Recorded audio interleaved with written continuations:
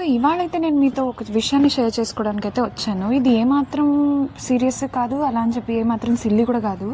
మనం ఏదైనా first time try చేసినప్పుడు మనకేమనిపిస్తుంది, అబ్బా ఎంత బాగా వచ్చిందో, ఎంత బాగున్నాయో అనిపిస్తుంది. సో అలానే సేమ్ నేను ఈరోజు అయితే బోండాలు ట్రై చేశాను అనమాట. సో ఇవి చిన్న చిన్నగా వేశాను, కానీ పునుగులు అనాలో లేకపోతే బోండాలు అనాలో తెలియదు అనమాట. నేనైతే ట్రై చేశాను ఫస్ట్ టైం. పెళ్ళి తర్వాత, నాకు పెళ్ళై 5 years అవుతుంది. సో 5 yearsలో నేను ఇప్పటివరకు బోండాలు నేను వేసింది లేదు, అంటే నేను పిండి కలిపి వేసింది లేదనమాట. సో ఇదే ఫస్ట్ టైం వేశాను. చాలా చాలా చాలా బాగా వచ్చాయి. అండ్ దీనికి నేను పల్లి చట్నీ కాంబినేషన్ అయితే పెట్టాను అనమాట. సూపర్గా ఉంది.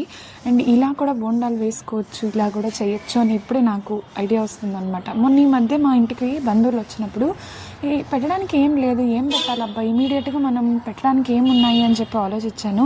కానీ ఆలోచించిన తర్వాత అర్థమైంది ఏంటంటే, అయ్యో మనకి బోండాలు వేయడం వచ్చింటే చాలా బాగుండేది, అందరికీ బోండాలు వేసి పెట్టిండే వాళ్ళం కదా, అందరూ కొంచెం సాటిస్ఫై అయ్యి ఉండేవాళ్ళు. ఓకే, ఈ అమ్మాయి కూడా వంటలు వచ్చని అనుకుని ఉండేవాళ్ళు అనమాట. సో అలా అని చెప్పి నేను ఈరోజు కొంచెం పిండితో ట్రై చేశాను, చాలా బాగా వచ్చాయి. చూద్దాం మరి ఇంకెవరైనా వచ్చినప్పుడు బోండాలని పెడదామని అనుకుంటున్నాను. ఇదేంటంటే ఇది ప్రతి ఒక్కరికి జరిగేదే. ఈ బోండాల రెసిపీ ఏంటంటే, మనం కొంచెంగా చేసినప్పుడు, ఏదైనా సరే క్వాంటిటీలో కొంచెంగా చేసినప్పుడు మనకి చాలా బాగా టేస్టీగా వస్తాయి. అదే మనము ఎక్కువ చేయాలి, క్వాంటిటీలో ఇంకా అందరూ వస్తున్నారు అన్నప్పుడు ఏదో ఒకటి అవుతాయండి. ఒకటి మాడిపోవడము, లేదా టేస్ట్ లేకపోవడము, ఇంకేదైనా జరగడము, లేదా మనమే ఏదైనా చేసేయడము, ఉప్పు ఎక్కువ వేసేయడము, కారం ఎక్కువ వేసేయడము చేస్తూ ఉంటాము.